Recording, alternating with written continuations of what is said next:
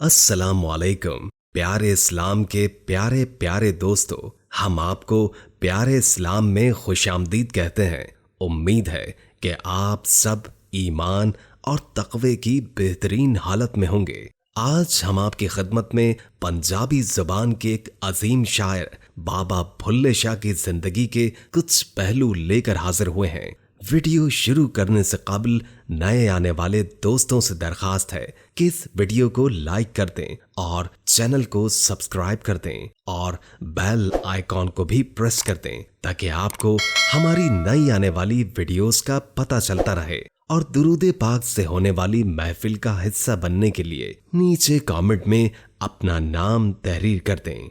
बाबा भुल्ले शाह को कौन नहीं जानता, पंजाबी जुबान के एक अजीम अवामी शायर। उनकी पैदाइश सन 1680 ईस्वी में भावलपुर के गांव में हुई। इसके कुछ ही अरसे के बाद आपका खानदान कसूर मुंतकिल हो गया। आपके वालिद का नाम शाह मोहम्मद दरवेश था। उनको अरबी और फारसी पर अबूर हासिल था, इसलिए मस्जिद की इमामत के साथ साथ वो बच्चों को भी कुरान की तालीम दिया करते थे। भुल्ले शाह का असल नाम अब्दुल्ला शाह था, लेकिन बाद में आप भुल्ले शाह के नाम से मशहूर हुए। आपकी जिंदगी बहुत मुश्किल हालात में गुजरी, यहाँ तक कि आपके दस्ते खाकी को हिजड़ों और भंगियों ने दफन किया। आखिर ऐसा क्यों हुआ? आप क्यों बागी किसी जिंदगी गुजारने पर मजबूर हुए? आज की वीडियो में हम आपके सामने बाबा भुल्ले शाह की जिंदगी के चंद दर्दनाक और यादगार पहलू रखेंगे कि आपकी आंख नम हो जाएगी। बाबा भुल्ले शाह ने अपनी इब्तदाई तालीम अपने वालिद साहब से हासिल की। इसके बाद आपने चंद असातिज़ा की शागिर्दी में हासिल की, लेकिन चूंकि तालीम हासिल करने की तड़प और लगन थी, तो इसी तालीम की जस्तजू आपको हजरत शाह इनायत कादरी के दर पर ले आई। हजरत शाह इनायत कादरी तसव्वुफ के कादरी सिलसिले से ताल्लुक रखते थे। आपकी जात आराई थी और आप बहुत सी फारसी कुतुब के मुसन्निफ भी रह चुके थे। आपको बागबानी और खेती बाड़ी का बहुत शौक था। पहले कसूर में मकीन थे, इसके बाद लाहौर मुंतकिल हो गए। बाबा भुल्ले शाह का बचपन गांव में मवेशी चराते गुजरा था। चूंकि आपके वालिद इमाम थे तो उनकी माशरे में बहुत इज्जत थी। ये 17वीं और 18वीं सदी थी, इसीलिए आपने नादिर शाह और अहमद शाह की तबाहकारी भी देखी।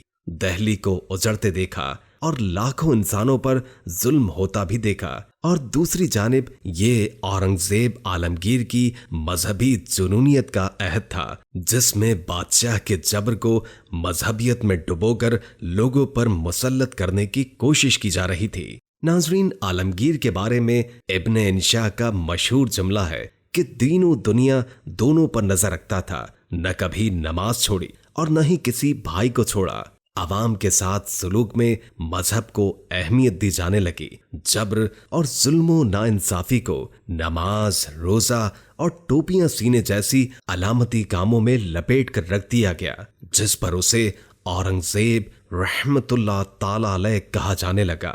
उस अहद में मजहबी पेशवाओं को भी जबर का मौका मिल गया, लेकिन उस अहद के मशहूर शौरा में ये एहसास सिर्फ बाबा भुल्ले शाह के हिस्से में आया। जब आप शाह इनायत के मुरीद हुए तो इस पर भी उनकी बिरादरी और मुल्लाओं ने हंगामा खड़ा कर दिया। चूंकि आप सैयद थे, आले नबी सल्लल्लाहु अलैहि वसल्लम से ताल्लुक रखते थे, लेकिन इनायत शाह जात के आराई थे जो कमतर और घटिया समझी जाती थी। ये बात उनकी बिरादरी के लिए काबिल कबूल नहीं थी कि एक आला खानदान और काबिल फख्र निस्बत के हामिल शख्स किसी निचली जात के फर्द के सामने इश्क व तसव्वुफ की मनाजिल तय करे। लेकिन आपने सैयद होने को ठुकरा दिया और सबकी मुखालिफत मोह लेकर शाह इनायत को मुर्शिद मान लिया और इस नस्ली तफाकुर से निकलकर अपनी तश्कील नौ की और एक नए इंसान के रूप में सामने आए, जो कि माजी के तमाम तासुबात से पाक हो चुका था। नाजरीन, उसी दौर में जब आप नस्ली तफाकुर को जेर करने की पादाश में थे, आपने गधे पाल लिए, जो उस अहद में सबसे निचले तबके का काम था। और कोई बाइज्जत शख्स ये काम नहीं करता था। लेकिन बाबा भुल्ले शाह अपने आप को इस समाज के सबसे निचले तबके में ले आए और इसका अमली हिस्सा बन गए। यहां तक कि लोग आपको खोतियों वाला कहकर पुकारने लगे। दकियानूसी रिवायती रस्म और रिवाज आपको कभी भी पसंद न थे। जिंदगी के हर मोड़ पर इनको तोड़कर आपको खुशी मिलती थी। मजहबी रंग नस्ल और जिन्स की तफरीक आपके नजदीक एक बेमायने चीज थी। आपके बारे में यह भी मशहूर था कि आप अक्सर हिजड़ों के साथ भी घुल मिल जाया करते थे और उनके साथ नाचना शुरू कर देते।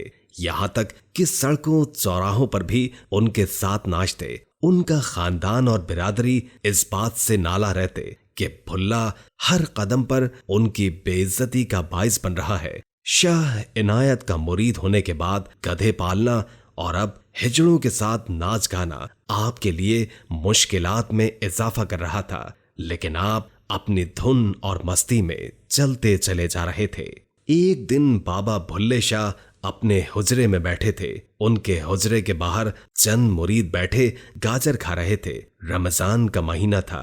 वहां से चंद मोमिनीन का घोड़े पर गुजर हुआ। उनको मुरीदैन को गाजर खाते देखकर गुस्सा आया। शुरू में तो लगा कि शायद वो काफिर हैं, लेकिन जब मोमिनीन ने उन मुरीदों से पूछा कि तुम मुसलमान हो, तो उन्होंने कहा कि हाँ, हम मुसलमान हैं। तो उन मोमिनीन ने घोड़ों पर से उतरकर उन मुरीदैन को मारा और फिर वो मोमिनीन हुजरे में दाखिल हो गए और बाबा भुल्ले शाह को कहा कि तुम कौन हो। आपने उनको हाथ के इशारे से जाने का कहा। उन रोजेदार मोमिनीन ने फिर उनसे पूछा तो आपने फिर से इशारे से उनको जाने का कहा। मोमिनीन उनको दीवाना समझकर वहां से चले गए। बाद में मुरीदैन बाबा भुल्ले शाह के पास आए और कहा कि हमें इन रोजेदार मोमिनीन ने बहुत मारा है। बाबा भुल्ले शाह ने कहा जरूर तुम्हारा कोई कसूर होगा। तो उन्होंने कहा कि नहीं, हम तो आराम से बैठे गाजरे खा रहे थे।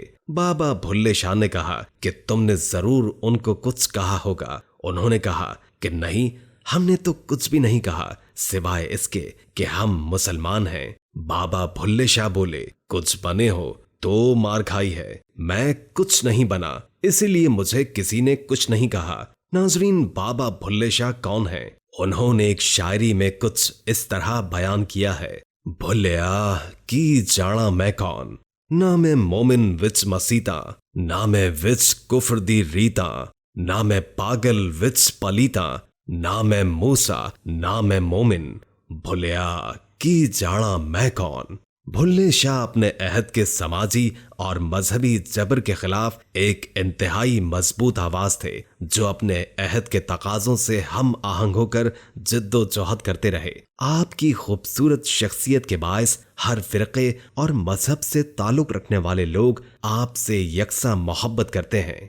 वीडियो अच्छी लगी हो तो लाइक करके शेयर कर दें, क्योंकि अच्छी बात आगे पहुंचाना सदका होता है। इससे आपकी भी इस्लाह होगी और दूसरों की भी। और कोई अच्छा सा कमेंट कर दें, इससे हमारी भी हौसला अफजाई होती है। उम्मीद है कि इस किस्से ने आपके ईमान को ताज़ा किया होगा। अल्लाह ताला हम सबको अपनी हिफ्ज़ व अमान में रखे। जज़ाकल्लाह।